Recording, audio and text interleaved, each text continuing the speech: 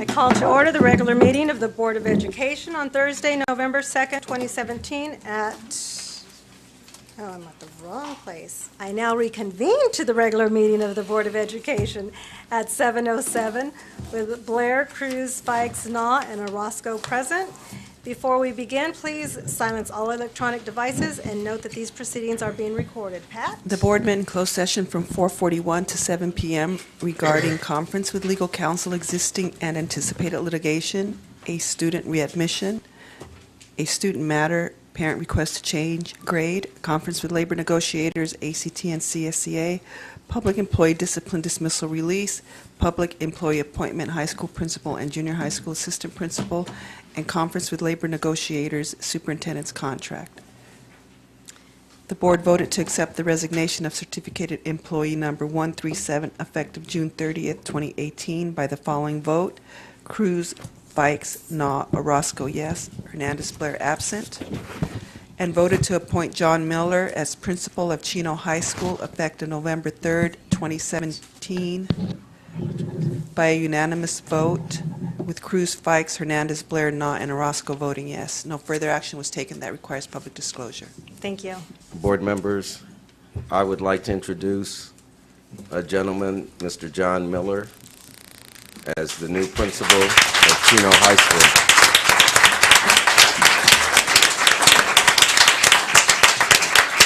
I just wanted to say parenthetically, last week when I took Mr. Miller to Chino High School to let the staff know I was bringing the recommendation to the board, they gave Mr. Miller a standing ovation. I think they've embraced you and are looking forward to your leadership, and we are too, with new construction of that high school and a new vision. We look forward to your leadership, Mr. Miller. Thank you. I just want to thank all of you, Board President Orozco, Mr. Nah, Mr. Cruz, Vice President Fikes, Ms. Hernandez Blair, and Mr. Joseph. I want to thank my staff here from Magnolia. Today was a very emotional day for me. 4 years ago, they took a chance, as did all of you, on a rookie principal who had no experience.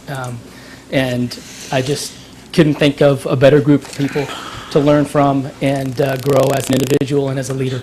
So I just want to thank you guys, even though you're wearing that crazy shirt, Kelly.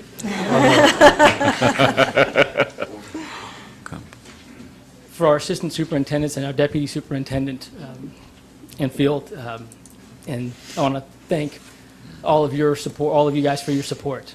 It means so much to me.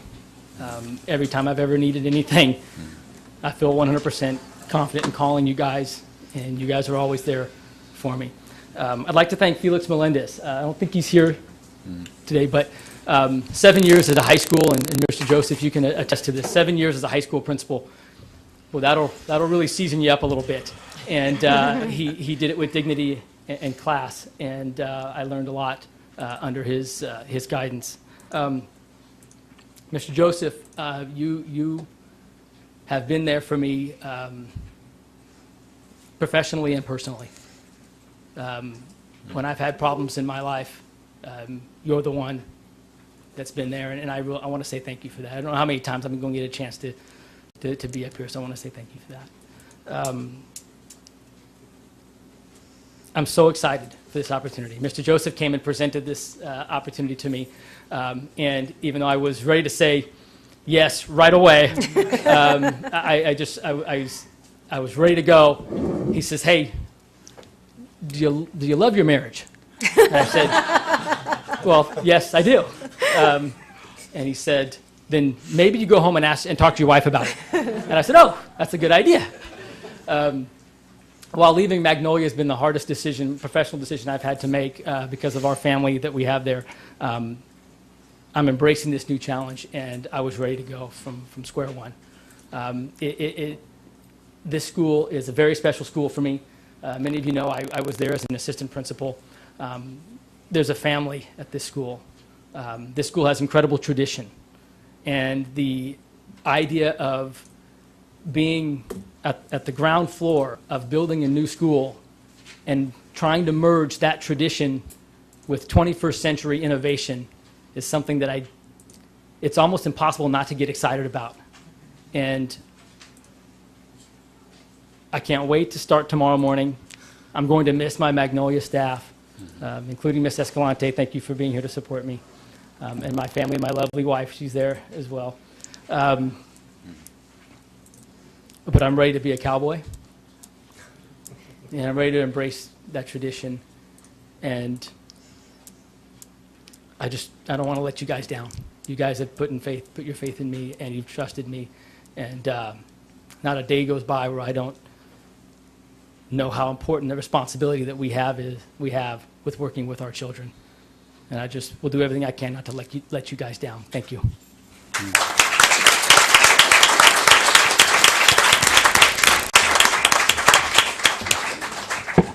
Well, we're all excited. I know I am. So you've done great things at Magnolia, and I foresee great things going on at Chino High School, my alma mater. So, so don't let me down. Okay, Mr. Na, you have... Yeah, I also have a great expectation for Mr. Miller. I see still you as a very young man. That's been 8-9 years ago, and you still are, but you've done an awesome job. You have been a light in the darkness. And I just remember last time I visited your campus, I also got to visit our teacher there, awesome, Kelly. I was so impressed about the teachings going on in his classroom, where he was talking about the character building into each of the students. And the leadership comes from, yes, our community is very important. Yes, our family is very important. And so are the students. But sometimes, and many times, the leadership happens at the top. I think you have done a great job at Magnolia and all the staffs and teachers, and you will do the same at Chino High School. And people, now there are people over 18 years old, they're still talking about you. So thank you. And thank you, and I'll be seeing you soon on Chino campus. Okay, so moving on, this evening we have leading the Pledge of Allegiance is Hidden Trails Principal Lisa Sura. Good evening. Please stand for the Pledge of Allegiance. Place your right hand over your heart. Ready, begin. I pledge allegiance to the flag of the United States of America and to the republic for which it stands, one nation, under God, indivisible, with liberty and justice for all. Thank you. Thank you. Well, along with that, we have our student showcase, which is always one of my favorites. And visiting us tonight is Hidden Trails, 6th grade student Yasmin Garcia, who is going to share with us her mastery of words. And so if we can have Yasmin come to the podium.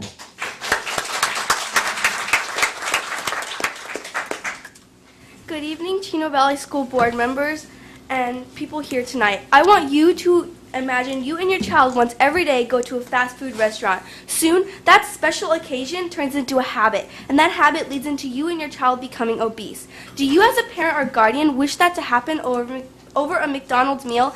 Hello everyone, my name is Yasmin Garcia, and I'm the 3rd speaker of my proposition team supporting that fast food does more harm than good. Our 3 points are: it is unhealthy and has unreal ingredients. We don't need fast food to crave it. And lastly, it begins unhealthy habits.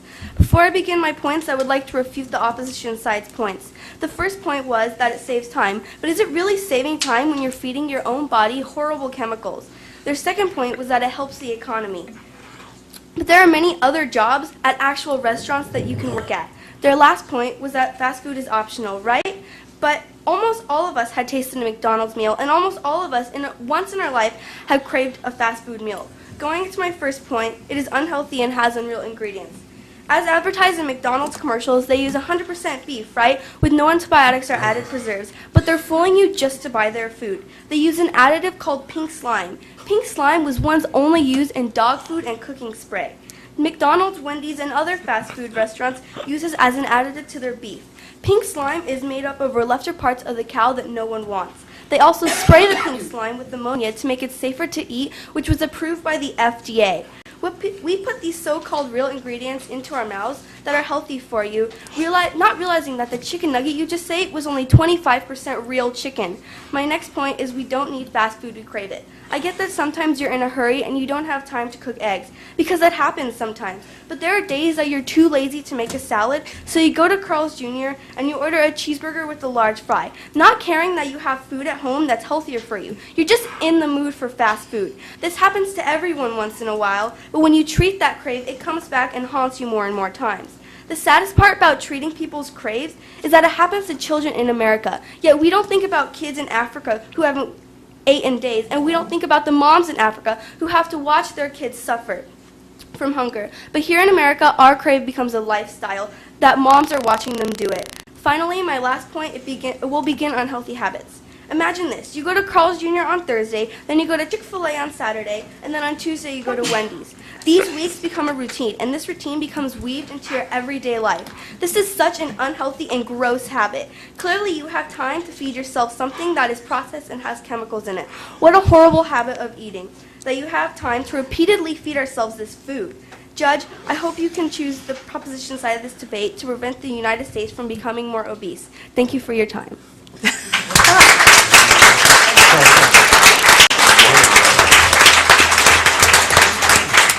Oh, my.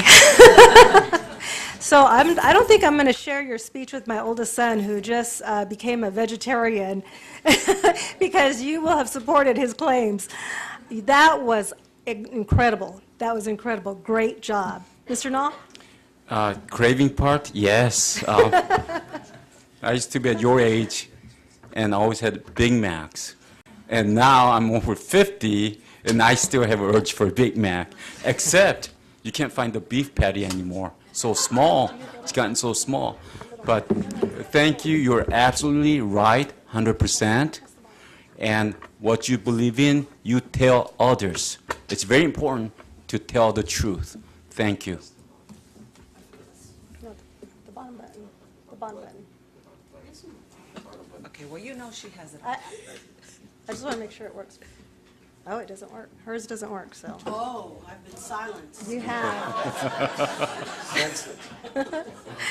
Okay, Mrs. Fikes. I see your light is not on. Yasmin, could you come back up for a second? Could you tell all of us that what you just demonstrated was a form of academic debate? It's very impressive, very fast, right? And you were responding to somebody who'd already argued against you, and you're setting yourself up to have somebody respond to you. Could you talk to us a little bit about, just a little bit about what your experience has been in academic debate? Like, how did you get involved, and what does being involved mean? Well, I thank Mr. Dan for having confidence in me to join debate, and debate has really helped me come out of my shell and be more expressive with my feelings. And when do you participate in debate, honey? December 1st. And are you coached by high school students? Yes. So I just want to remind the board that we highlighted Nimsu Ing and her partner who started this program. Nimsu is graduating this year, so I'm concerned about what's going to happen to the program for next year. But it's a wonderful example of how students have done. So you've had good success so far? Yes. I'm very proud of you. You'll never be sorry for the time you've invested in academic debate. Thank you. Absolutely. Mr. Nall? Yes, and also, do you have your family member here or members? Could you introduce them to us? On the podium, at the podium. Well, that's my mom. Yes, okay. That's my brother. And that is my dad. Wow. Right.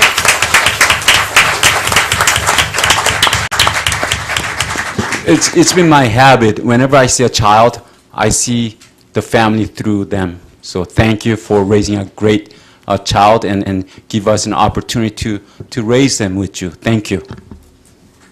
Great job.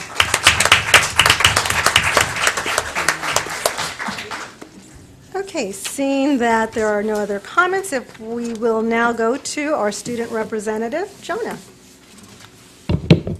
Yes, good evening. I recently attended a Student Advisory Council meeting on October 24th. This is where I met with other leaders around the district from various schools. And one of the first things that we discussed was that Student Advisory Council has a rotation for the executive board members. And we discussed whether Buena Vista, which is a continuation school, should be included in these rotations.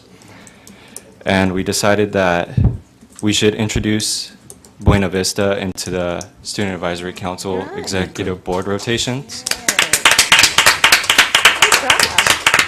However, we have excluded them from the president spot since we are fearful that they won't be with Buena Vista the entire year since it's a continuation school. However, we do still want their opinion to be on the Student Advisory Council. Awesome. Great job.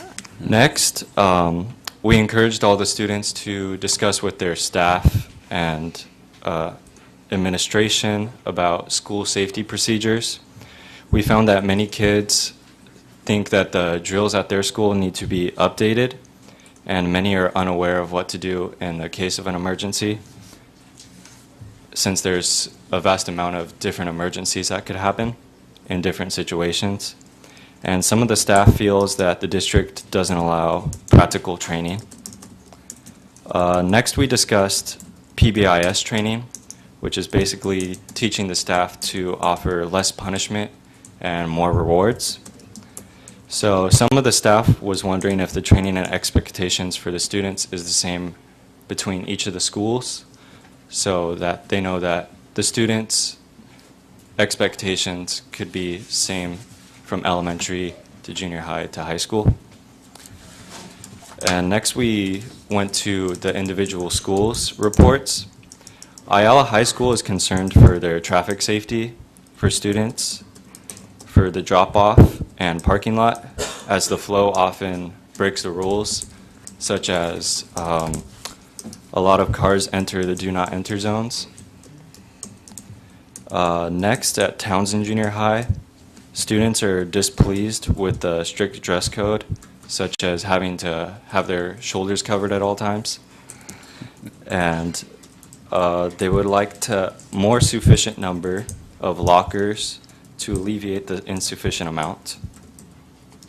At Ramona Junior High, they would like a more sufficient number of lunch carts and PE equipment to alleviate the lack of these items. And there's a general request for new computers, as many of the computers are broken. And students feel unsafe due to the high level of fights that occur at the park nearby the school after school. And overall, many of the schools are concerned about the outdated and ruined textbooks. And these conclude my comments. Great, thank you, Joni.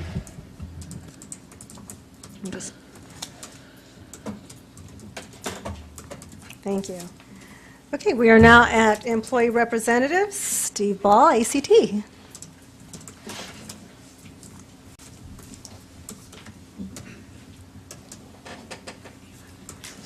Good evening. ACT received word last week that 6 of our excellent teachers are receiving Lions Club teacher grants at their awards dinner this very evening, so they can't be here. But I'd like to read their names.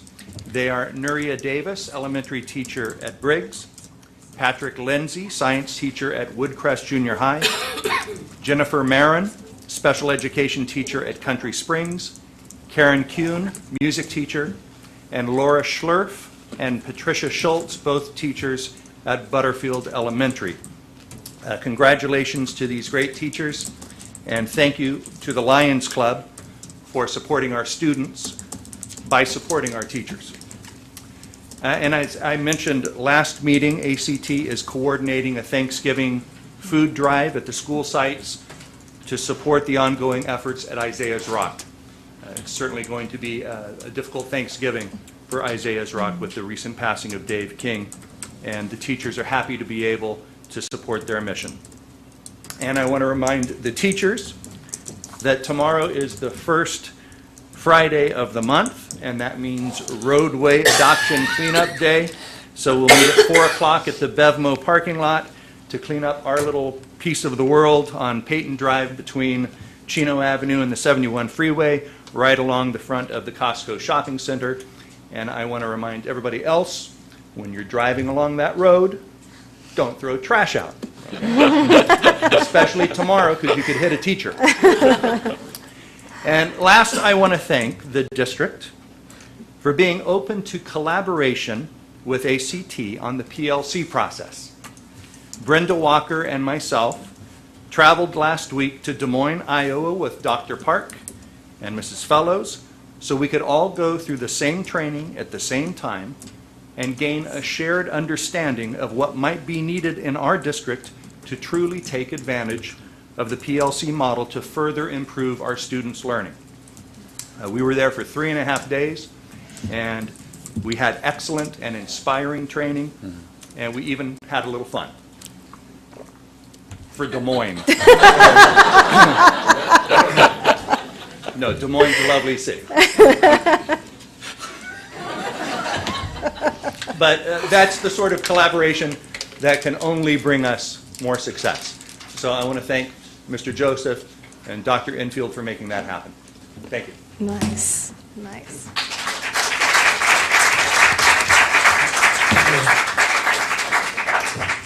Denise Arroyo with CSEA.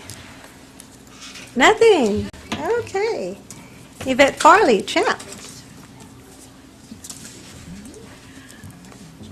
Good evening. I'd like to begin with the several announcements. Champ will begin a clothing drive to help with the CARE program soon, so Champ members look out for the email with those details. Also, AXA Region 12 will be hosting a Women's Leadership Network Conference entitled Leadership for the 21st Century, Understanding Balance, Pathways, and Opportunities. It will be held on Monday, November 13th at the Ontario Airport Hotel and Conference Center. And you must register online by November 7th. An update as the trimester is around, the ending of the first trimester is around the corner, report cards, grading period. Administration began their data chats with Cabinet. It's a period of reflection for teachers, administrators, evaluating and making decisions, setting data chats with our staff as well, and really looking at the work that's being done with our MTSS-A, our MTSS-B, and last time I spoke, we talked about keeping hope and being brave about the decisions that we make every day. Our teachers have to make decisions and reflect on what is that job that we continuously do in the classroom and what kind of impact are we making. Administrators are in the middle of reflecting on what's the next decision or the next support or program that we need to decide on and get the student achievement and support our students need and really building in our community. We're having dialogue with our parents because this is that time where we're looking and saying every day, what are those successes and what are those things that we need to pay attention to? And oftentimes it's a heavy burden, and we realize that because we have to make those decisions that create that impact on our students every day. So again, how do we keep inspired? So I have that 10 things to do to be inspired, because really we know that we really just don't know what that impact is, and oftentimes we lay our heads down and say, what decision am I going to make tomorrow? So number 1, make your bed, start your day with the consistent accomplishment. Number 2, you can't go it alone, so find that someone to share your life with. Number 3, only the size of your heart matters. Number 4, life's not fair. Drive on and accept it. Number 5, failure can make you stronger. Number 6, you must dare greatly, push your limits in order to know what is possible. Number 7, stand up to the bullies. Number 8, rise to the occasion, reach deep inside, and be your very best. Number 9, give people hope. And number 10, never ever quit. Life is full of difficult times, never ring the bell. So my CHAMP members, our teachers, our parents, our staff members, our classified, continue to fight on. Thank you very much. Thank you. Next, we are at Community Liaisons Communications. Paul Rodriguez from Chino City Council.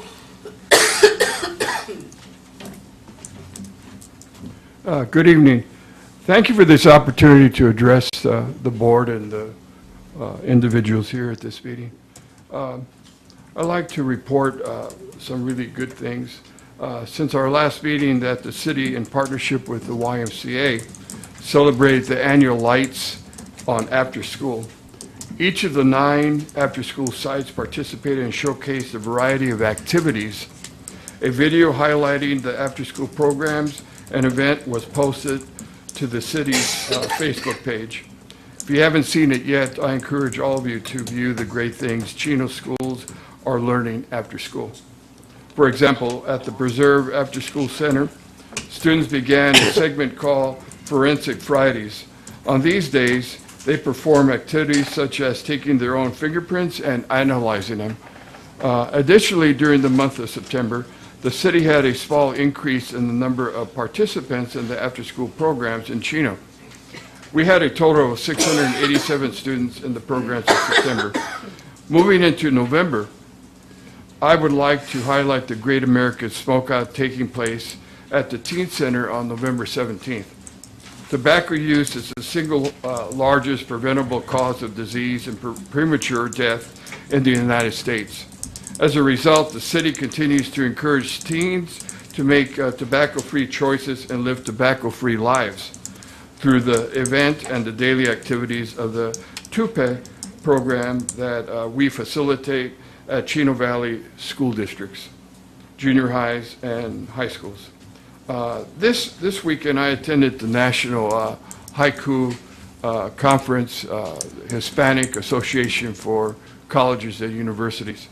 And it wasn't just for Hispanics, it was for all parents from all districts. There were over 2,400 attendants. County Superintendent Ted Alejandre provided buses for all the districts in the county of San Bernardino at no cost. All the districts in the Inland Empire were notified several times. The buses went to each district and picked up parents and students to attend the Sunday workshops on career pathways and on college information. Unfortunately, no schools, parents, and students from the Chino Valley Unified attended. All districts were represented except for the Chino Valley Unified School District. It would have been at no cost to the districts. And it wasn't just one bus by the county. There were several buses that went up to Victorville. They went to Fontana, Rialto, but unfortunately not Chino. The focus was not just only on career paths, but also, as I said, a collaboration for school districts with cities and businesses for economic growth. Yesterday, I attended the Alliance for Education at West End, which was put on by the County of San Bernardino, Ted Alejandre, and also the Alliance. There again, the focus was the idea of having school districts with cities, with businesses, ROP included, to not just focus on K through 8, but also to include the idea of career pathways, and also to include mentorships. And here again, I was the only one there from Chino. Lastly, I attended Senator Connie Leva's Young Women's Career Path today. Many key speakers and districts throughout the Inland Empire attended. Chino High School was represented by a large number of young women. Don Lugo did not send any representatives after many email attempts and there was no response from the administration at Don Lugo. Senator Connie Levis is an alumnus, and I was a former guidance counselor at the school at Don Lugo. That concludes my presentation. Are there any questions? No, thank you. Okay. Thank you. I don't see Art Bennett, Mike Krieger, either Suzette or Melissa. From Supervisor Hagman, nope. Okay, so we are now at comments from the audience on items not on the agenda. Pat, are there any requests to speak on non-agenda items? Non-agenda items, we have 3 requests to speak. Okay. Speakers, you will be called in the order the request was received. Please listen for your name and be prepared to approach the podium. Any comments on agenda items will be accepted during consideration of that item. Once the board has commenced deliberations on an issue, speaker cards will not be accepted. The board is very interested in your comments, but please bear in mind that the board typically does not respond to comments during this time on the agenda, as it is reserved specifically for public comments. Individual members may respond during board comments at the end. Mr. Na, will you please explain the light system? Speakers, you have 3 minutes to make your comments. Now, please begin your comments at the green light. The yellow light indicates you have 30 seconds, and the red light indicates your time is over. And at the podium, please adjust the microphone so you could be heard clearly. And audience members, please refrain from making comments while speakers are at the podium, as it is disrespectful and disruptive. Speakers, please remember that in accordance with Board Bylaw 9323, Bylaws of the Board Meeting Conduct, limit remarks to 3 minutes total for all remarks. If a topic has been covered, please limit remarks to new points. The board would like to remind you that there is an existing board policy, 1312.1, for anyone who wishes to file a complaint against a district employee. No speaker shall exceed the 3-minute limit. The first speaker is Purvi B., followed by Tom Aino, followed by Veronica D'Amato.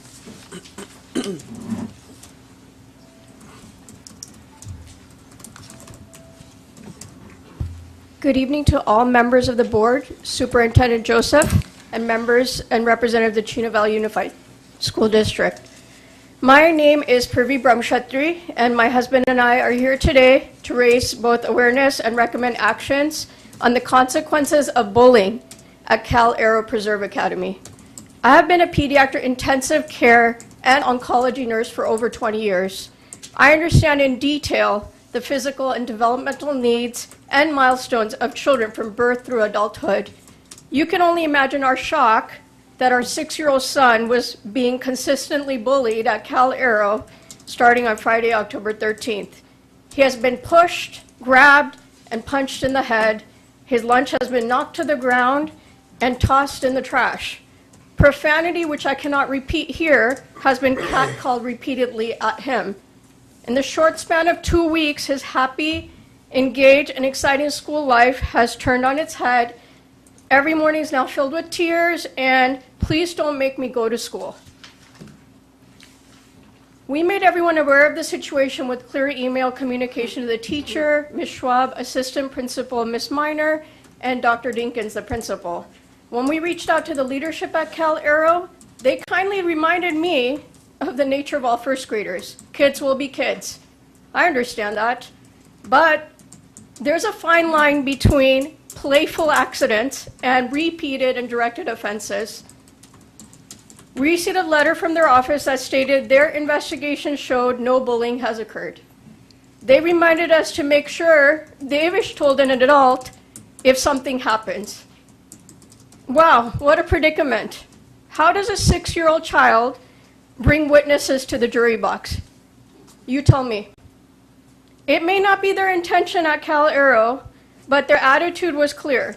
We can only take action if we see it or the bully comes forth. I don't know any bully who's going to come forth. Maybe we could have more than 2 supervisors on the ground covering that giant field, that giant playground, so the kids know that somebody's got their back. Acknowledge these children and what they're going through. Stop dismissing these events as common and incidental. Let's demonstrate the same responsibility that is demanded on our students. The adults need to take the lead. We were forced to contact the district office to raise awareness and seek a solution. We are thankful that Mrs. Stephanie Johnson, the Director of Student Support Services, has recognized the essence and gravity of this situation. We believe she is now working towards a solution for our son. But I'm here today, my husband is here today to speak for all the children. Bullying is devastating black hole in any child's life. Thank you.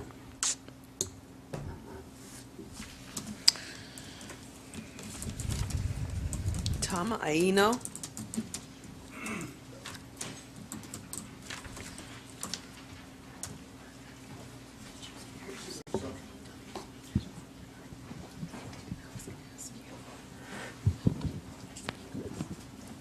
Good evening, board members.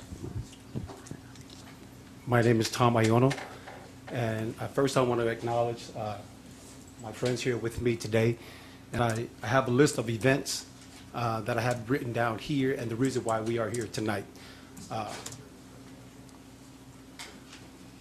As I said earlier, I have some friends here with me tonight, and these friends are actually parents of boys basketball at Ayala High School today.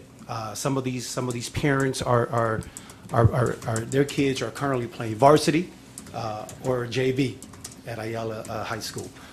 First, I want to start by saying that on October 6th, 8 boys. Now, there's a total of 10 kids on this team, but 8 of them didn't attend practice that Friday. The very next day, Coach Mounts attended to try to contact these boys.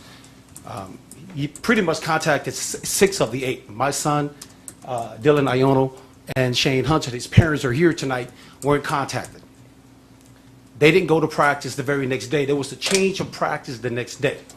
Now, mind you, as I'm saying this list of events, as I'm going down this list of events, we've already met with Mrs. Yarboy, which is the the principal at Ayala High School, as well as Warren Reed, who is the athletic director. So we've already addressed these issues with the administration, and we've also reached out to the human resources director, and try to get our point across and hoping for resolutions. So on that Monday, there was a change of practice, and we also brought a schedule with us of what the practice schedule was going to be like in the whole month of October.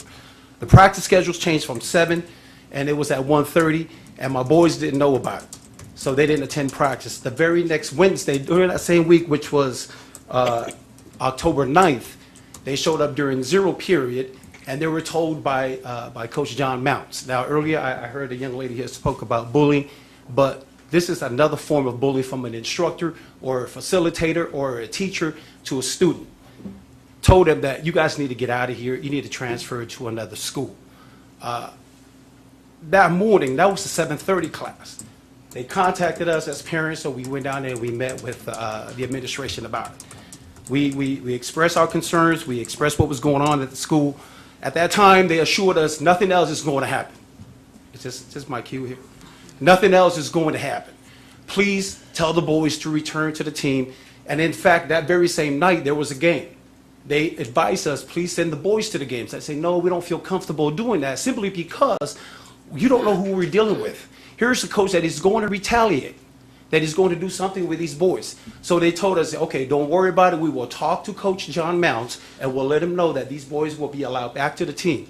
And again, I'm speaking about Dylan Iono and Shane Hunter here. Thank you. I'm sorry, your time has run out.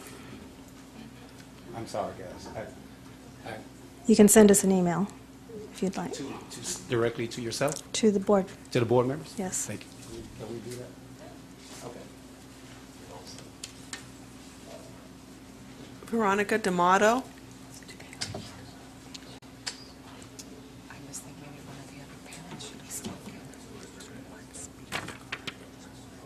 Could they not submit one right now? They can. Donnie, can you, Mrs. Orozco, can you get Donnie, can you ask one of the parents if they can fill out one of the forms, just so we know what the issue is?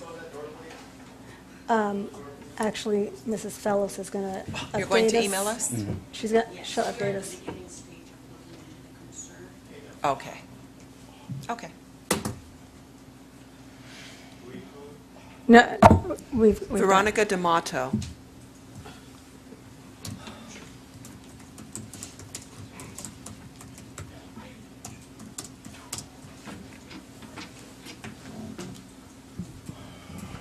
Good evening, board members. I'm here today for the same reason the parent that was here with her husband is here for. My son is a student at Ayala High School, and my son has been in Chino Valley Unified School District since he was in kindergarten, and he's been bullied his whole life. I have not known how to respond to this, and like any other parent, I'm very nervous to be in front of all of you today. My son has special needs. My son had an incident last November. He was kicked, he was punched in the face. He's always having nightmares, dreaming every night, telling me that he's tired of this, and unfortunately, it has resulted in actions. My son has been wanting to kill himself.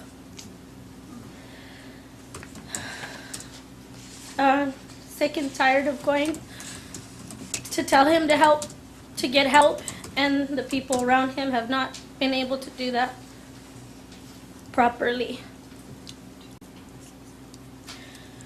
Living with a child with disabilities is the most hardest thing a parent has to go through already in itself. My son is a good kid. He has good grades, and all because of me always pushing him and his teachers telling him that he will never be able to go to Harvard. Those are his dreams.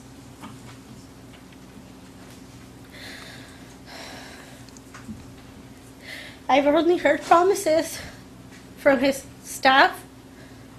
I even had Assistant Principal Duarte last year yell in my face and my advocate's face, putting us into an office, continuing to yell at us. And all the school district has done is just remove him to another school.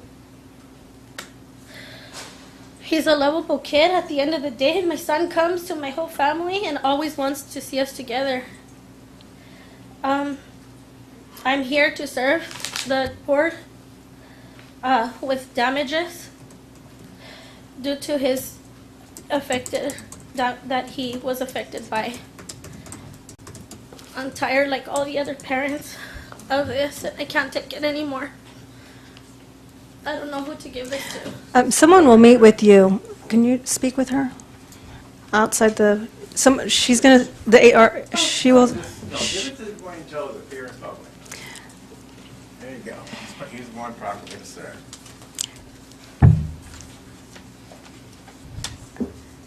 Ma'am, does it have all your information on here? Yes, it does. Okay, thank you. Okay, so that is it for speakers, for public speakers. We are now at changes and deletions. Pat, are there any changes or deletions? The following changes are on the agenda. Item 2A1, Administration, page 46, Oxford Preparatory Academy Rise Charter School Petition, 5th paragraph. Correct the date to read 2017. Item 3D1, Human Resources, page 261, under hired at the appropriate placement on the certificated salary schedule and appropriate credential for 2017-2018. Add the name Lee Yang, Mandarin teacher, Chino Hills High School, effective November 6, 2017. And item 4D3, Human Resources, page 7 of the agenda index, strike, receive for information, and insert the word review. Thank you. We are now at action items. Can you please announce the first item? Item 2A1, Oxford Preparatory Academy Rise Charter School Petition. And that is to recommend the Board of Education adopt Resolution 2017-2018-27, adopting recommended findings of fact regarding the Oxford Preparatory Academy Rise Charter School Petition pursuant to Education Code Section 47605B. Are there any speakers? We have 12 speakers. Okay. And the same format of speaking will apply to the 12 speakers. Go ahead and announce the first speaker. Do you want to have a motion? May I have a motion, please? So moved. May I have a second? It's been moved by Mrs. Fikes, second by Mr. Cruz. Katia Hashimatari, followed by Kiana Hashimatari, followed by Albert Diaz.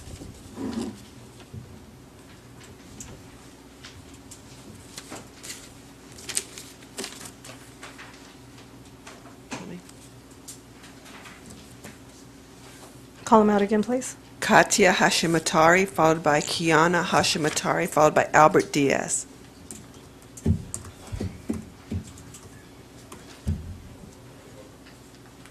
They're students, 2 students.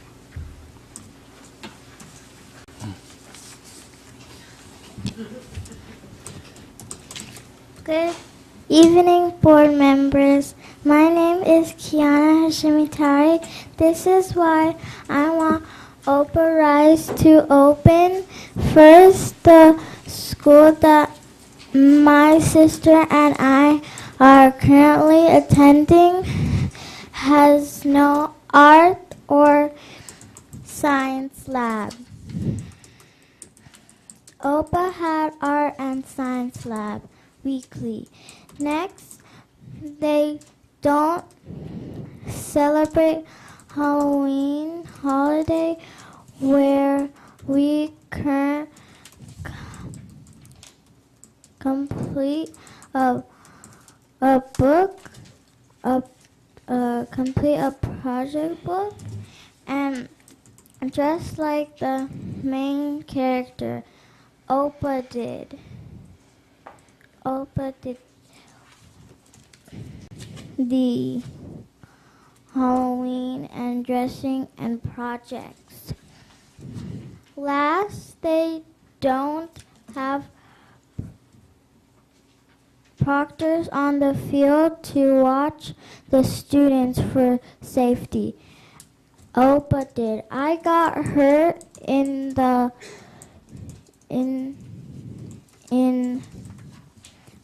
I got hurt with the ball on my face.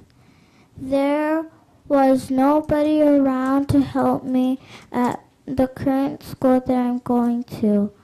I was afraid to tell my teacher because she is not so nice.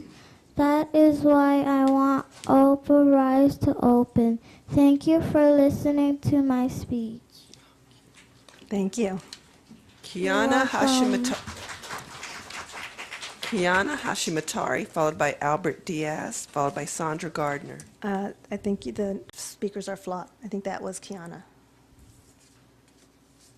Was that Kiana who spoke? Okay, so who is the Katia?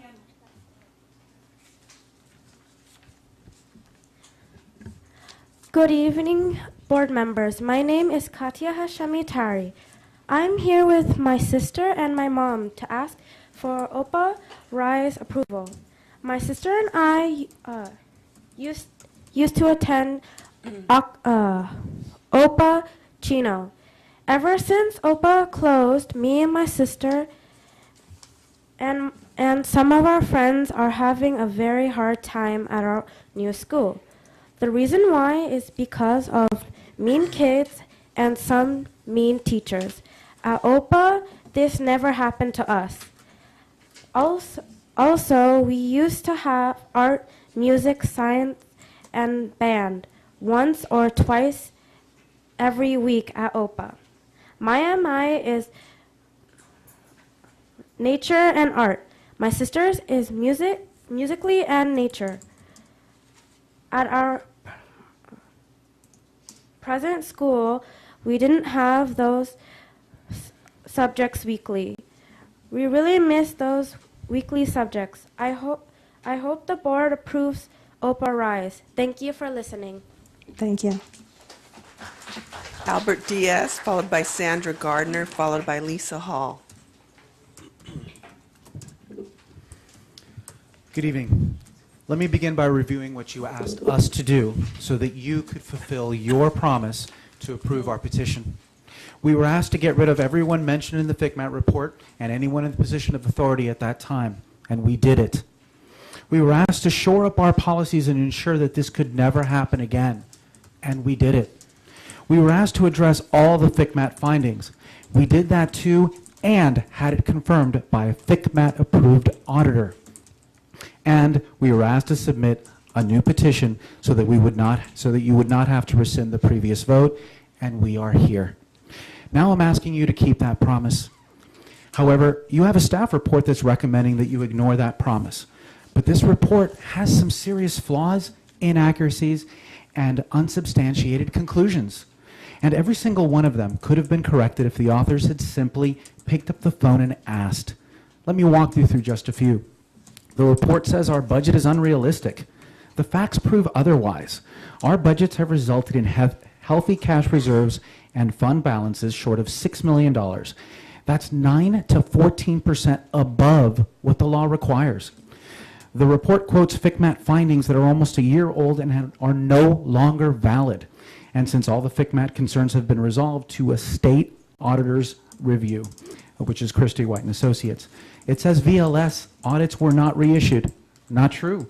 They were reissued in June. It says that OPA has unrealistic and unsupported enrollment projections. How can anyone who knows the history of this organization write that? OPA's ending enrollment was certified at 1,213, and we've had a waiting list of over 900 for 7 years. It says that $120,000 for facilities is insufficient. Well, Prop 39 says otherwise. Let's look at the last 7 years. Under Prop 39, OPA paid CVUSD a 3% oversight fee that covered our lease payments. That fee is included in our budget, and the $120,000 is more than what we paid for the portables and the storage. It claims that our enrollment preferences don't follow the law. Well, that's an easy one. Take a look at AB 1360. We are following the law. It states in many places that we failed to provide a reasonable, comprehensive description of certain elements. That can be resolved in just 2 words: technical amendments. If both sides want a charter to succeed, they work together to make it happen. I know full well that the Brown Act discourages interactions with public speakers, but technically, we're presenters on an item clearly on the agenda. Ask us the hard questions. Collaborate with us to make an informed decision tonight. At its core, this is the same educational program that has successfully served this district and this community, and it's the same program that has accolades in 2 counties. Reporting this charter as flawed simply contradicts known facts. Thank you. Sandra Gardner, followed by Lisa Hall, followed by Denise Hobbins-Seifkin. The board tonight is faced with a dilemma, and how you vote is going to say a lot about each and every one of you.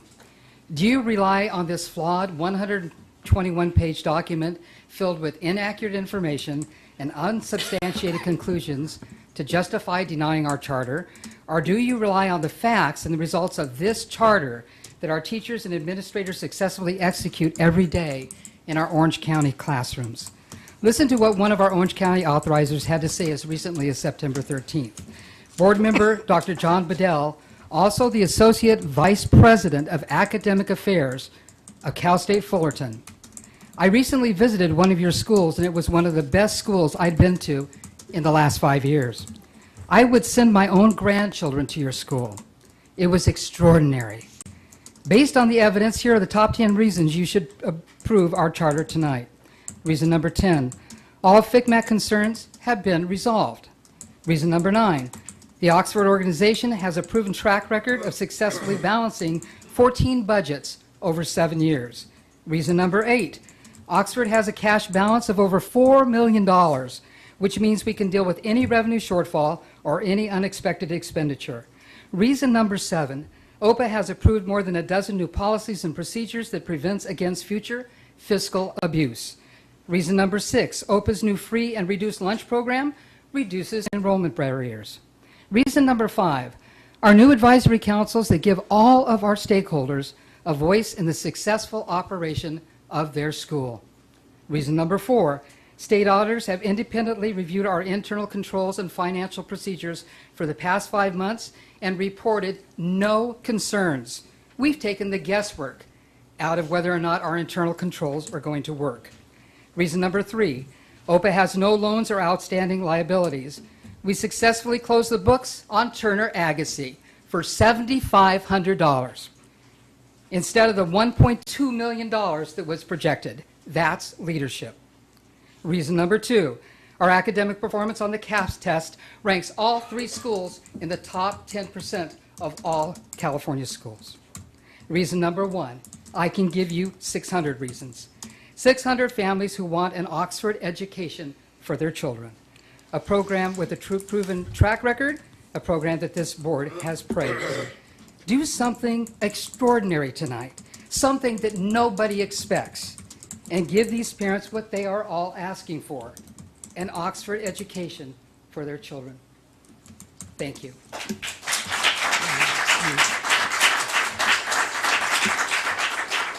Lisa Hall, followed by Deanna Campana, followed by Denise Hobbins-Seifkin.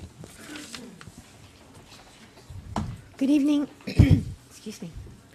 Good evening, President Oroso, board members, Superintendent Joseph, and executive staff. My name is Lisa Hall, and I am Oxford Prep's interim managing director.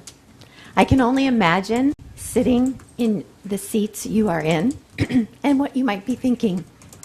Perhaps, here we go again, is crossing your mind.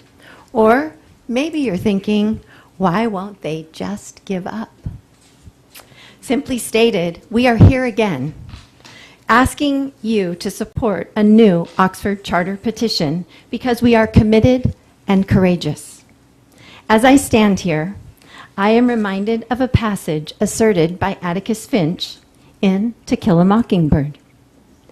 Real courage is when you know you're licked before you begin, but you begin anyway and see it through no matter what. I stand here before you with hopes that Oxford Rise is not licked. I stand before you with visions of children having the opportunity to experience an education offered through school choice and Oxford Rise.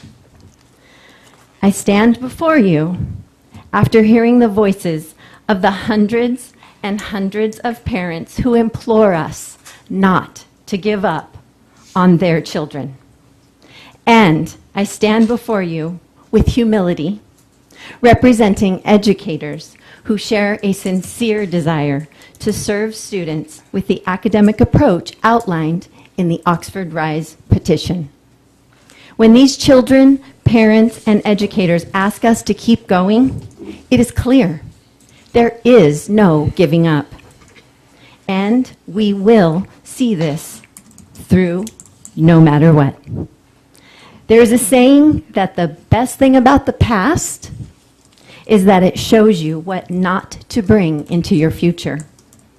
The petition before you is the future. Please evaluate this new petition with the objective consideration it deserves and vote to approve the Oxford Rise Charter. Thank you. Deanna Campana, followed by Denise Hobbins-Seifkin, followed by Garrett Bridges. My name is Deanna Campagna, and I would like to remind you how OPA began. I was in my 18th year of teaching with CBS UD. It was March 2008, and many of our extraordinary teachers received pink slips. These were the type of teachers that every parent hoped and dreamed that their child would have, the best of the best. We began to dream of a school of choice, and we met in my living room and began making that dream a reality. Sue Roach was not even there, just a group of teachers and parents who wanted to make a difference. We all know how this story played out. It's ugly. What I have said all along, punish the ones who committed the crime. Makes sense to me, but what do I know? I'm only a teacher. Today, I come to you as an angry teacher. All of a sudden, my reputation is tarnished because I worked with Sue Roach. I believed in her ability to take the dreams of teachers and make them a reality. I believed in the strong academic program that we developed with her at Rhodes, and I believed we would continue the program at OPA. How quickly you, CBSD, forgot. You believed in her too. Twice you voted to renew our charter. Not once, but twice. So now many of the same teachers, parents, and staff come to you with the hopes of continuing the same successful academic program, and you just shut it down. But this time you decided it's okay to defame many of us by accusing us of being friends and loyal followers of Sue Roach, guilty by association. The truth is, I have not had a relationship with Sue since 2015. How did you come to this ridiculous accusation, and shame on you? Mr. Joseph, I met with you twice last year. The first meeting I was alone. The second meeting I brought many of my peers from OPA.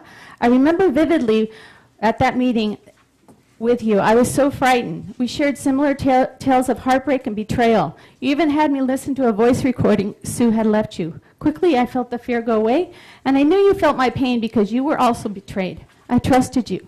I trusted you when I shared my fear of losing my 28-year spotless career as a teacher, 20 with Chino, and not getting hired anywhere else because of my age. Twice you told me, don't worry, it's time for you to come home. Well, 2 interviews with CBS UD, and no one invited me home. Now, I'm pretty confident that it is not my teaching ability that prevented me from getting rehired. I have all of my evaluations from the past 28 years, and they've all been exemplary. They're here if you don't believe me. Finally, would you people please stop spinning tales? On page 53, I'll run out of time. Thank you so much. You have 30 seconds. 30 seconds. No, it's too much. Thank you.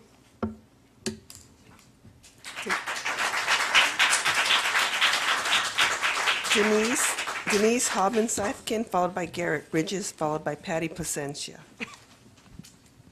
Hello, my name is Denise Hobbins-Sifkin. I'm here tonight to express my sheer disgust at the CVUSD staff, this board, and Mr. Joseph regarding the false, destructive, and defamatory statements about me in the OPA Rise Findings Fact Report that was posted on the district website earlier this week. The comments made about me on page 51 are false and defame my reputation. I resigned from OPA on June 30th, 2017.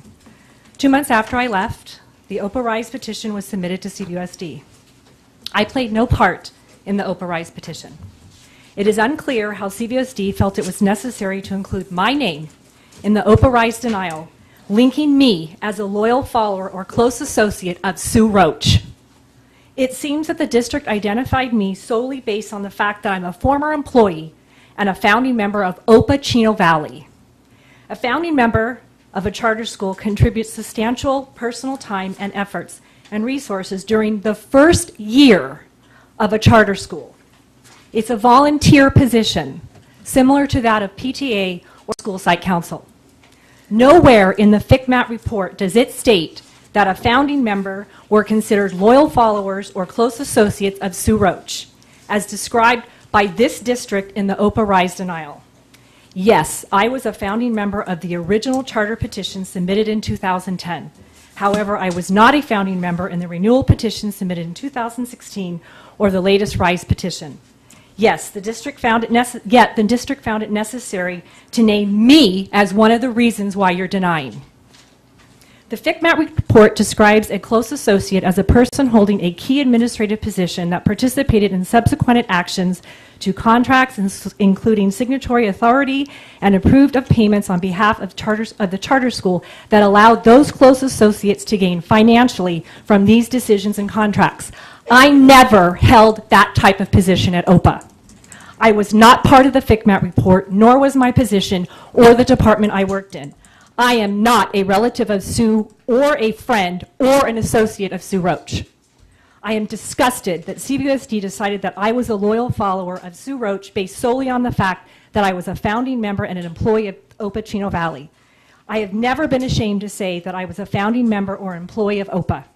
I followed a movement to bring school choice to our district. I did not follow a person or participate in any alleged fraud. What I can say, I can stand here tonight and tell you, I am ashamed to be a parent of CVUSD. Thank you. Thank you.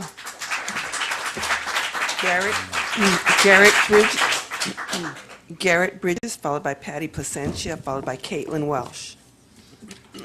Good evening. Thank you for the opportunity to speak tonight. I am Garrett Bridges, and I am one of the lead petitioners for the OPA Rise Charter petition. Yes, it is a fact that I worked for Oxford Preparatory Academy as a 7th and 8th grade teacher during the time that Sue Roach was executive director.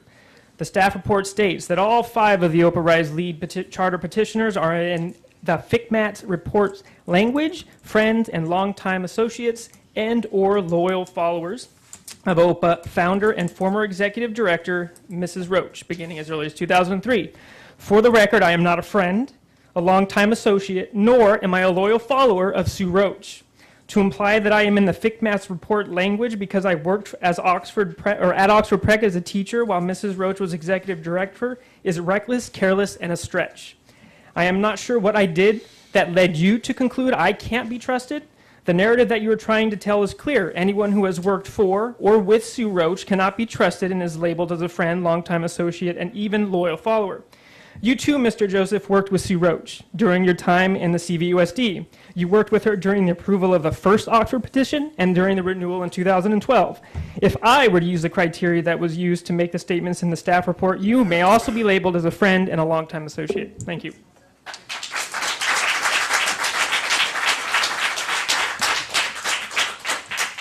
Patty Placentia, followed by Caitlin Welsh, followed by Mona Hermosillo. Good evening, Mr. Joseph and board members. I want to thank you for the opportunity that you give each of us to come and speak up in front of you all. I do, however, ask that and pray that you take our comments into consideration when making your vote tonight. I come on behalf of my children. I have three, one here with me right now, Abigail, and on behalf of many of the families that we want school choice. I come to ask that you please approve Oprah Rise. There's no guarantee for me or my children to come into another charter school. I understand. I miss my friends. My kids miss their friends. There's no guarantee. But yet, it'll be an opportunity for many families to come and try and get that community again. We like that community. We miss it. We miss it greatly. But with your help, with each of your votes, we can try to get them in. Not just me, maybe not. Without your help, I won't even have the chance or the option to do so. So tonight I humbly come to you and ask that you provide this option to my family and countless other families that have been living in Chino. I've been living in Chino 16 years. I like Chino. I don't want to move. Currently we are homeschooling my kids. It's hard. It's not easy at all. But that's our choice this year. I was thinking, the Bible says that Abraham, against all hope, he still believed. And right now I just see the recommendations. And yes, against all hope, I still come to you. I still come, I ask you, please, would you please accept our petition? It's not mine. My name's not written anywhere. I am nobody. But I am asking you as a community member, as a mama, as a person that has voted for you to come into office, to please vote yes for Oprah Rise. I thank you. Thank you. Caitlin Welsh, followed by Mona Hermosillo, followed by Stella Hasantari.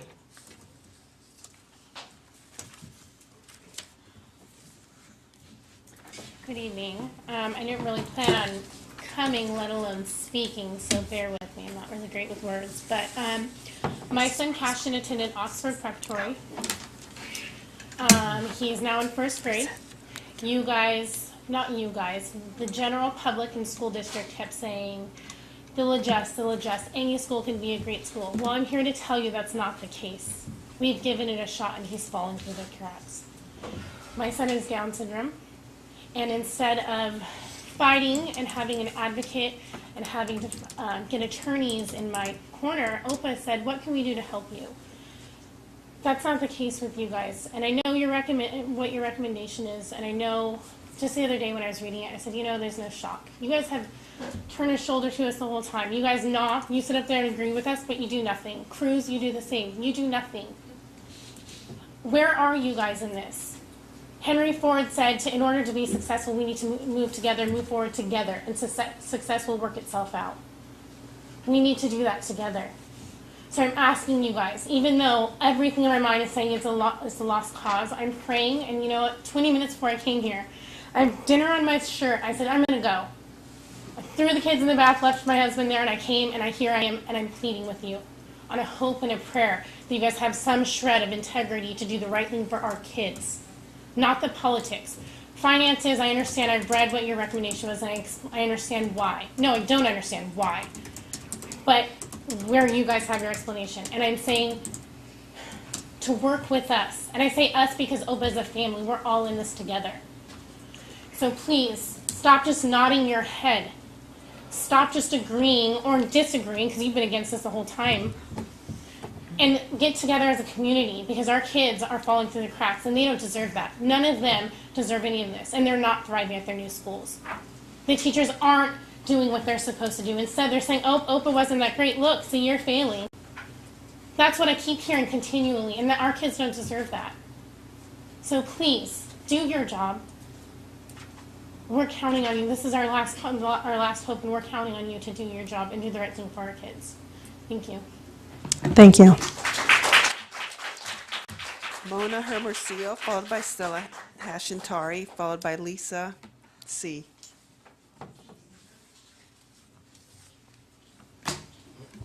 Good evening, staff members, school board members, President Orozco, Superintendent Joseph, and all staff. Wow, what a hard place to follow after these speakers. My son, too, he's bullied at his school. He's missed more school this year than he missed in the 5 years he attended OPA. That's the reason why he's not standing here with me this evening, because he's sick again. Up all night with fever, grinding and grinding his teeth. Same old thing. I'm here tonight. I had a speech, and here I go again, blah, blah, blah. This is about our children. This is not, I don't even know what the hell Figma or Figmat, I don't know what that is, and I don't care. Obviously, they fixed it, I think.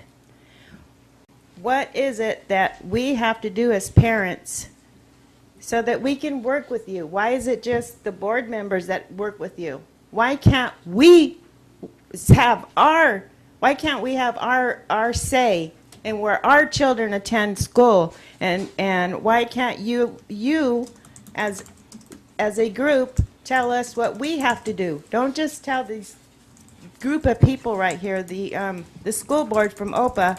We would like to know too, because we're in the dark. We want to know. We insist. That's the only way we can make it work. I think. I don't know. It seems like what this lady just said. It doesn't seem like you guys even like OPA. I don't know. I don't know what it is. I don't know. What can we do? I feel like our children are used as puppets. Nobody counts the children. Everybody talks about money, money, money, money, money. Fraud, fraud. Our children didn't do that. Our children are innocent. At these schools that they're attending, these public schools, the people on top, there was a harvest festival at my son's school. Do you know that principal, the vice principal, did not tell any of the parents as we walked out of that school, thank you for attending tonight? No. Our children get punished at this school for throwing trash. If they're late to school, their detention is pick up other people's trash. At OPA, you were taught to pick up your own trash. Thank you. Stella Hashimatari, followed by Lisa Zarnaki. Good evening, board members. My name is Stella Tumenta Hashemitari. First, I would like to thank you for giving me the opportunity to come and speak. As a matter of fact, I don't even know how I made it here, because I just had surgery last week from removing a tumor. And I'm here because of you guys and because of our kids, to make sure that we get a yes vote approving OPA Rise.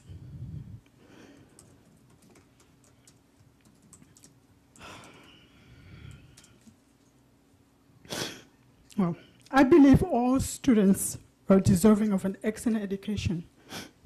And Opo is the only school I knew and I experienced, I gave that. Opo has the ability to provide those excellent educational experiences. And I speak on this because my two girls have had a taste of Opo exceptional educational experiences when they attended Opo Chino. These experiences have strengthened and enriched our family as a whole. I believe all students are gifted. That also stands true at OPA. Every student has the ability to learn and can learn and given the proper environment. Each student is enriched in the learning abilities that each student are given individualized education, where, for example, my daughter Katia, she's nature and art inclined, her MI, and my daughter Kiana is musical and nature. Kiana, for example, she listens to music when she does her schoolwork. At OPA, my girls were taught according to their MI. They flourished. They flourished. At the current school, Carl Oral, that's a different story. I'm seeing a decline. They don't want to go to school. In fact, they hate going to school every morning. That's what I have to deal with every morning. And I asked them why.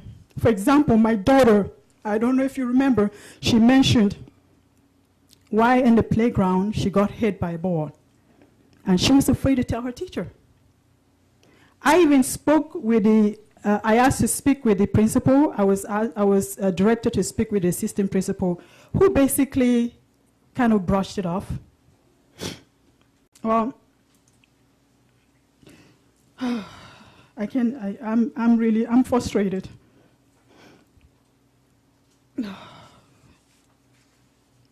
I hope the information given to them is individualized. I'm sorry, your time is up.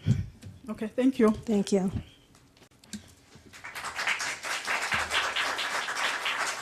Lisa Zarnacki, the final speaker. Good evening. My name is Lisa Zarnacki, and I'm here to talk about the allegations brought forth in your board agenda that refers to myself and many others as being loyal followers of Sue Roach, alluding to the fact that we are still part of the problem or that we somehow were involved in what she was doing. I was never invited to an admin meeting, nor was I ever invited to any of the conferences, the admin trips. I was never privy to any information that was discussed at any admin meeting. First and foremost, we are all extremely loyal employees to OPA, the organization. And I have had no contact with Sue Roach since she exited OPA. We have all worked tirelessly for this organization, most of us from before the school was even open. For myself, I did not have elementary age students to benefit from this amazing program. But I definitely wanted to be part of something that would make a difference in many lives. As I read the board agenda, I was appalled at what was being said about the people who have worked their behinds off 12 to 16 plus hours a day the entire first year and into the second. No complaints ever from any one of us. We were happy to do whatever was needed of any of us, which often meant doing many jobs that were not in our job description, because without a district office, those jobs often fell on those of us that went above and beyond. Sorry. Oh, geez. We did this never expecting anything in return. None of us were saying, oh, I'll do it, I'm getting a stipend. We did it because the school meant a lot to us, and we put a lot of hard work, sacrificed time with our families and friends, so that OPA would thrive. So now that leads me to the portion of the report that shows a stipend I received in 2014. And nowhere on the report does it state the reason for the stipend, because of course nobody took the time to investigate or even ask. They just assumed I was paid off or bribed to be involved with her, thus slandering my name with inaccurate information. So since I am here, I'd love to share with you the reason why I got that stipend in 2014. In March of 2014, the attendance clerk at our South Orange County campus left. They had no one to do the job. We were getting ready for an audit, and the reasonable person to do it was me. So I was asked if I could help out. It didn't take any thought. I told them I would be happy to do it. So for 9 months, from March to November, I was the attendance clerk for both campuses, as well as all my other job responsibilities. This took me into the summer, when our enrollment is the busiest. Anyone that knows OPA knows summers are our craziest time, and we don't get the month of July off like district schools. We work the entire summer and are extremely busy. I'm sorry, your time is up. Thank you.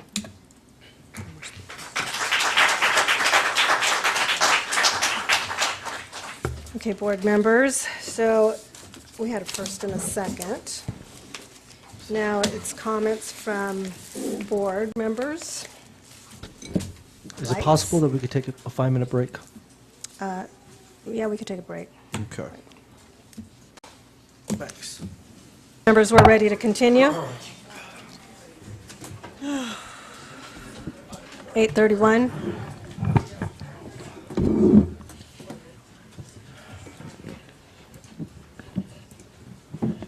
Okay, so we had a motion and a second, and we are now ready for comments from our board members. Board members, any comments? Your light doesn't work. Okay. Any comments? Okay, I do. I have comments.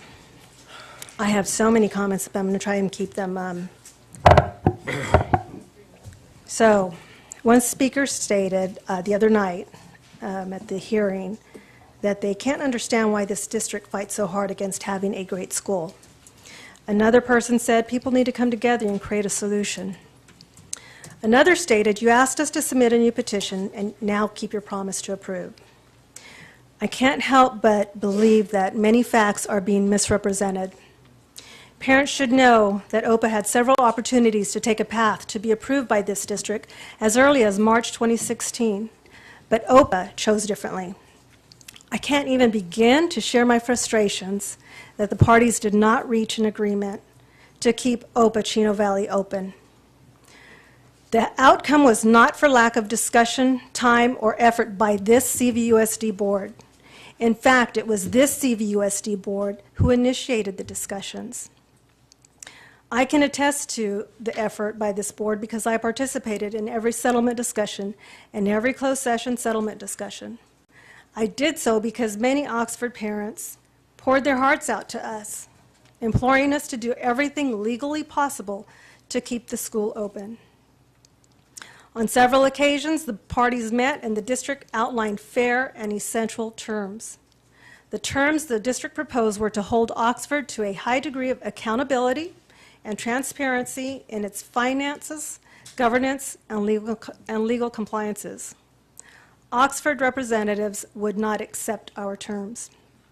I would love nothing better, nothing more, than to be transparent and to disclose the district's fair proposal.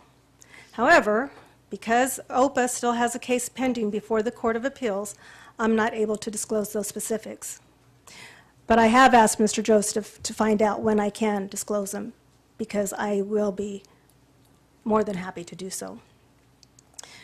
Now let's talk about some ongoing issues. The finances, not providing budget notes and assumptions dating back to when OPA Chino Valley was in existence. I can personally attest to those shortcomings because, with the financial reports, because I personally shared with OPA representatives over and over again some of the issues that the district had. For instance, as I was sitting here, I was typing because things came to mind. When I shared to OPA that they failed to include a 3% mandatory reserve requirement by all districts, the response that we received was, we don't have to include that line item. Unfortunately, I don't have the ed code here with me, but I'll be happy to look it up and supply it to anyone who's interested. A speaker tonight referred to the Agassiz liability. That liability was never included in the budget, nor was it ever included in the notes and assumptions, even after we said that was something that had to be included. But we're not going to do it just yet, as the response. There was a claim that multiple layers of review are now in place. Yet Capistrano Unified School District, and I quote, says, concerns regarding fiscal management and stability. Despite OPA's reassurances that it does not need a CFO because OPA's finances undergo multiple layers of review, i.e. staff, charter impact, Gilbert Associates, and the board, significant errors are still being made. They continue by saying, please explain how even with these multiple layers of review that OPA has, funds are being misplaced, given to former employees inadvertently, or inappropriately used for other schools. Let's be frank. Inaccurate data input can only result in inaccurate data output. A speaker asked, why can't you work with parents? Well, that's another issue that we've always had, is the governance. The governance is still an issue. OPA board of directors are accountable to no one. They replace themselves by voting themselves, as the Orange County schools are beginning to witness. The very thing that we have wanted, a high degree of accountability, transparency in its finances and governance, is still absent. The findings in this resolution speak volumes, and I encourage you to read the document. You know, and I wasn't going to add this piece, but I am. What was interesting and what spoke volumes to me at the last hearing was that there was a speaker for OPA, the last speaker, as a matter of fact, who said, on behalf of 2 charter petitions, and she made her comments.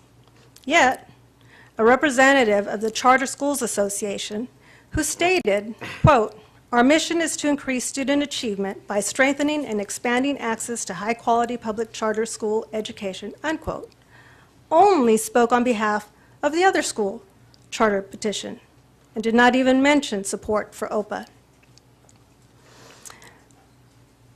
Is my frustration coming through? Absolutely. I spent hours and hours meeting with different people trying to come to a resolution, only to meet roadblocks.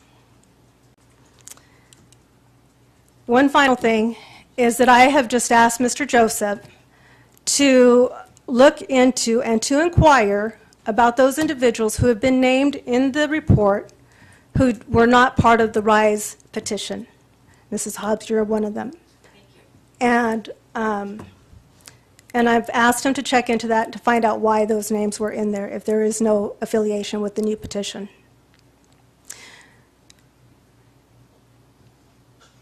I'm frustrated. I'm frustrated because the school should have never closed. But OPA chose to go down a different path. Now, with that, board members, are there any other comments?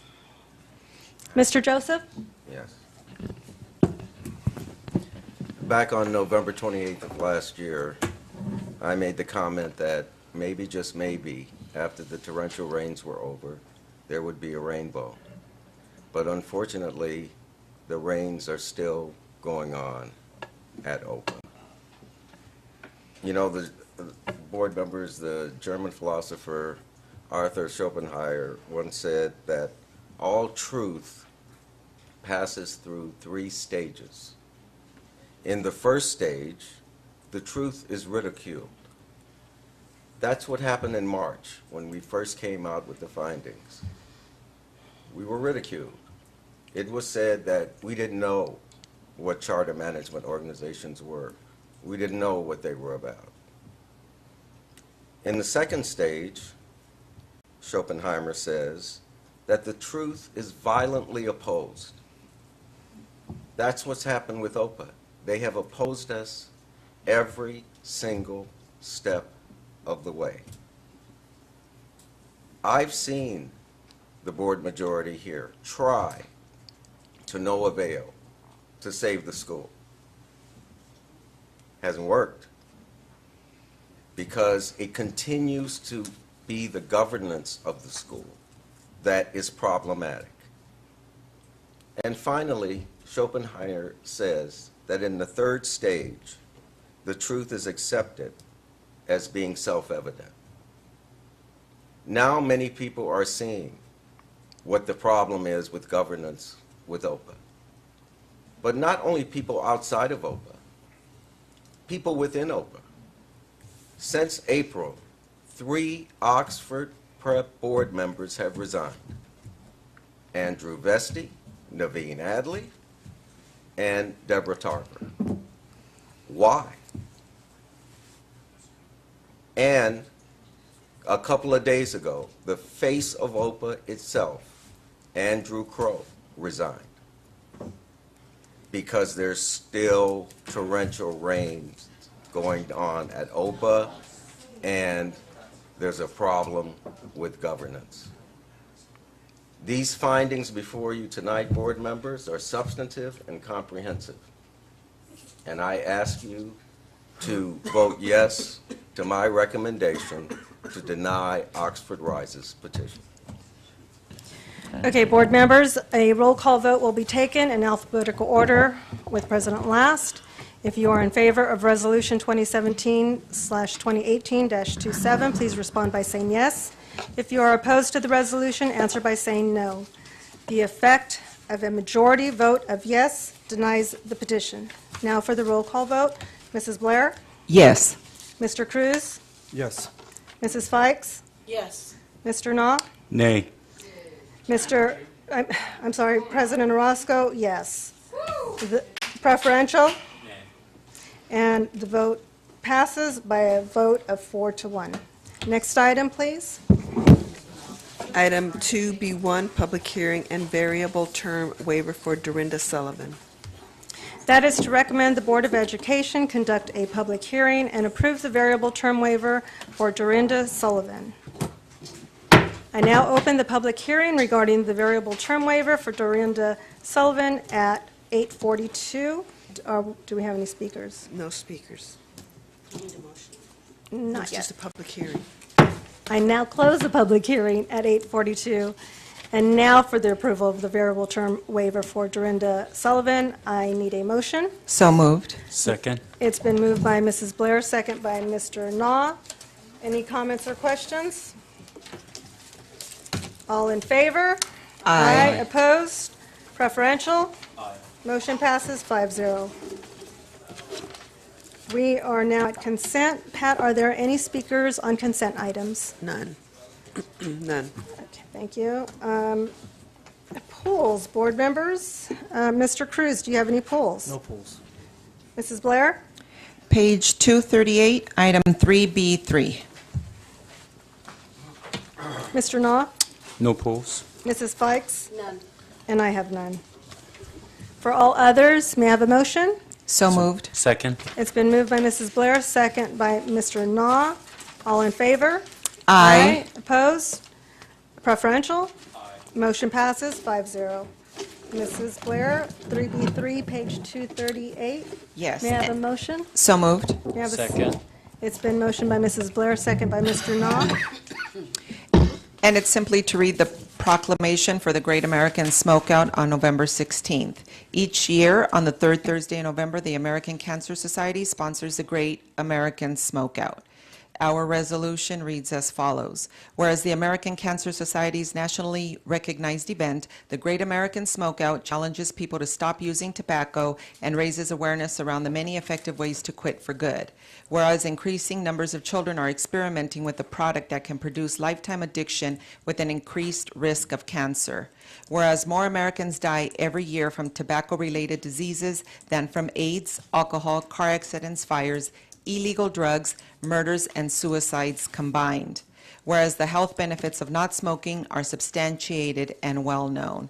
Whereas nicotine is an addictive drug, and whereas youth-related promotions such as the Great American Smokeout Pledge encourages youth not to start smoking.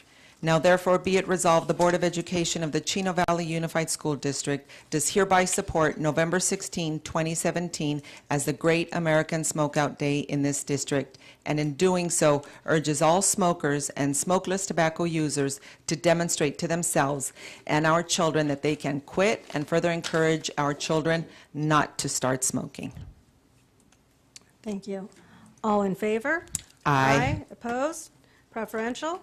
Motion passes 5-0. We are now at information items. Board members, do you have any questions? Okay, I have 4B1, page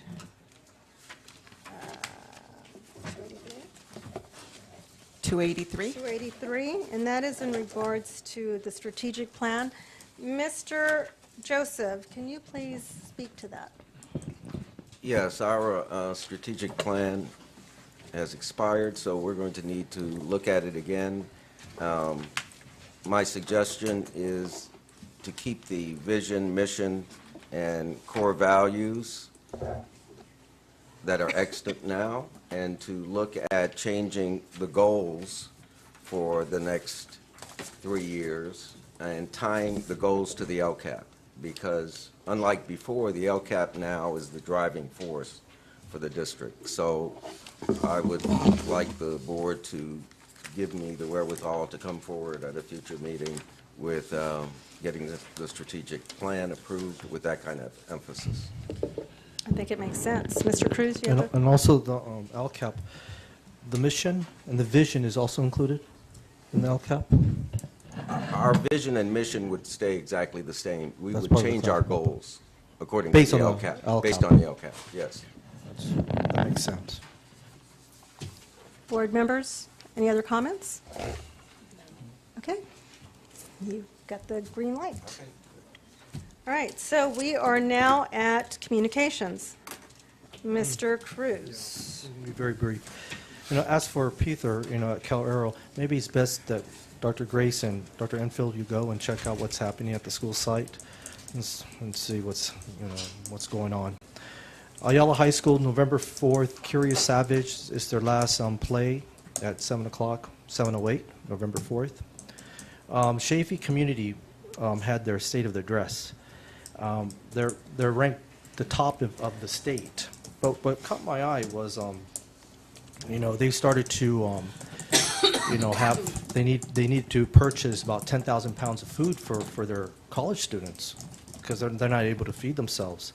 And I also heard that UC Irvine, 40,000 pounds of food for the students that, it's so difficult. Not only the tuition so expensive, it's really hard to be a college student in these times. Very difficult. So hopefully things get better. Things get much better.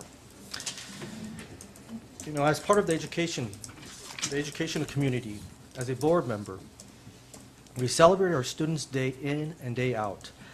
America's public education system indeed provides support in many ways, academically, developing artistic talents, athletic gifts, assistance to those families in need, and oftentimes our public schools play a strong role in character development. CVUSD is #1 because of the strong leaders, motivated teachers, and support staff that surround our students every day. Likewise, our national leaders must hold to high standards for the future of our children to be the best it should be. Let it hold tight to the truth that we as parents, not the government, need to play the most active role in teaching our children more than ever to create their lives to the highest value. Thank you. Thank you, Mr. Cruz. Mrs. Blair? I too wanted to ask that we follow up at Cal Aero to inquire what is going on there. I also would like a visit or contact with our principal at Briggs, since there was a parent who indicated that there was bullying also occurring to her student there. Lastly, I just want to share that today was my freshman's last football game, and so I'll be in closed session from now on, I promise. But our team was undefeated in the league, and they're looking to find out how long that's been since the freshman team at Don Lugo has gone undefeated, so I'm waiting for the year. But tonight's score was 49-7 against Ontario High School, so it was really sweet. Not as sweet as the 50-0 against Chino High School, but it was we'll great. get 'em And next so, year. again, I just want to thank the board Mr. Joseph for being so understanding as I skipped a few of the closed sessions. And of course, appreciate Ms. Fellows, who then gives me the recaps on Fridays or the weekends as we play telephone tag. So with that, I will close my comments. Thank you, Mrs. Blair. Mr. Nall. Yes, I have attended Isaiah's Rock, Pastor Dave King's funeral service on Friday night, and I'd like to thank Mr. Joseph for attending the service on Saturday. It was overwhelming because everybody had shown up there, and I guess there are two events in one's life that matters the most. I think it's the birth and the death, and you could tell one person, a true person, by attending his or her funeral service and see who's there. And it was an amazing experience. They had actually adopted trouble kids, abandoned kids, and made them their own kids and raised them. It's amazing. Looking at life, yes, now he's a past. And we're working with our future, all the teachers and staff members. And our job is very, very important. We're planting the seeds. And I haven't noticed, I guess I'm getting older, but Jonah's mom's been sitting here in the front row for all the meetings. A great son, and you have a great mom. Can I have mom stand up and I'd like to give her class? Yeah, here's a reason why I'm so proud of Jonah. This is like my 10th year, and each year we have student rep. But he's so well balanced. Foremost, he's a great student. He talks about his education. His education first. Then he's doing what adults have to do, because he would sacrifice for others. He would do that. And through him, I say, wow, we have a great future. Education starts at home, and that's what many teachers tells me. Sometimes we just throw them in the classroom and we say, hey, what is wrong with my kid? But education starts at home, and here's a great example to that. Going back to Isaiah's Rock, they've been serving, as Steve said, Thanksgiving food drives. We need to support them. And they do Christmas toy drives also. And you see the kids from miles away to come and have a joy in their life. The little joys that he had planted, well, I think we need to continue. So let's team up with our teachers and principals and our district families. Let's continue on. Because one day we get to see him, huh? And what would Dave say with big smile? Steve, that was a great speech. Okay, thank you. That'll be my comment tonight. Thank you, Mr. Nall. Mrs. Fikes. I attended the Student Advisory Committee with Jonah, and I wanted to talk a little bit about that. Many of the students talked about their confusion or their feeling disconnected from the monthly safety drills. It wasn't my part at that point to talk about that, but I do think it might be important for our principals to highlight with kids, yes, some of that is drudgery and some of that is repeated over and over, but there's a reason for repeating things over and over so that you have a standard response. As a young assistant principal, the morning of the Northridge quake in Burbank, we had students, we were in the street telling parents to take their students home. We were going to close school. We already had damage at our school. But some students were left, and so we had them out on the field. We were hoping they would all listen to us and follow our instructions. Of course, the cautionary tale for most students, Burbank is a small community in terms of there's not big acreage for schools, and the schools are all pretty much fenced in. The school where I was assistant principal, we had a huge 12-foot fence. We had a student scale that fence to escape because we were holding them in till parents came to get them. And he was impaled at the top of the chain link when his hand went through. I will tell you that he was not at the top of the chain for Burbank Rescue when the whole city was in a disaster mode because of that earthquake. He was up there a long time. I don't think he'll ever forget how important it was to follow the instructions of the adults who advise you to have a particular kind of behavior. We've just seen a terrible tragedy in the Riverside School District. And so maybe now is a good time for all of us to review our safety plans and to take time. I mean, I was a teacher, I know, and it wasn't my happiest day doing drills, but drills are important, and they're there for a really, really good reason. And so I'm hopeful that somebody can take that message out there and we can do a good reminder, because it's hard to be prepared for the specific thing that's going to happen. In fact, I don't think you can get prepared for the specific thing that's going to happen. We have to have a thinking response, and we have to all be knowledgeable about the choices that we have and the things that we just have to follow, because that's the way it is. We just have to follow it. So that being said, my thoughts go out to my friends in Riverside Unified, and I think they handled it in a really wonderful way. And I hope we can benefit from their difficult experience. Thank you. Thank you, Mrs. Fikes. Mr. Joseph? Some positive announcements. Good luck to the Ayala High Mock Trial team as they compete this week in the 36th Annual San Bernardino County Mock Trial Competition.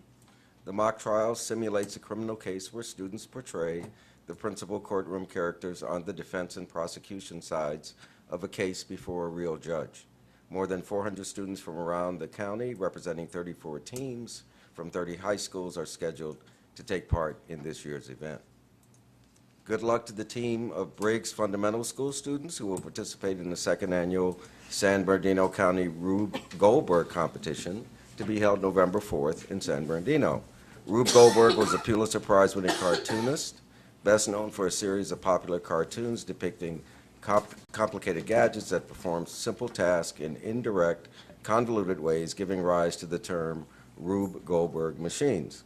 Students in the competition will devise their own Rube Goldberg machines. And finally, a couple of announcements having to do with our bands. The annual district-wide marching band showcase will be held 7 o'clock to 8:35 Wednesday, November 15th at Chino High Stadium. Marching bands from Woodcrest and Townsend Junior High Schools, Don Lugo, Chino Hills Ayala, and Chino High will perform. Our school district is known for its award-winning bands, so don't miss out on this free event. And this Saturday, more than 56 school marching bands will compete in the 47th Annual Chino Invitational Band Review and Field Tournament. The band competition, hosted by our own Chino High 77th Cavalry Marching Band, will kick off with a morning field tournament at 8 a.m. in the Chino High Stadium.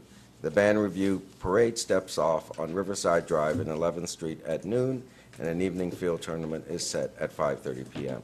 We hope to see you there at this great showcase of musical talent. And that will conclude my comments. Thank you. Okay, so let me start off with retirements. There's none.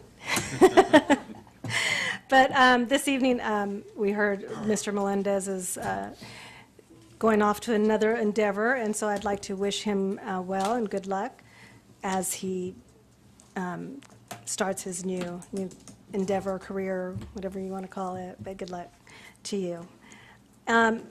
Mr. Ball, I'd just like to say that it was so nice to hear of the collaboration that is going on, and so I want to thank you. I hope that there comes a point that our district is truly a unified school district, and so I hope that we can all work towards that. I also attended the Chaffey College 18th Annual Report to the Community. It was very informative.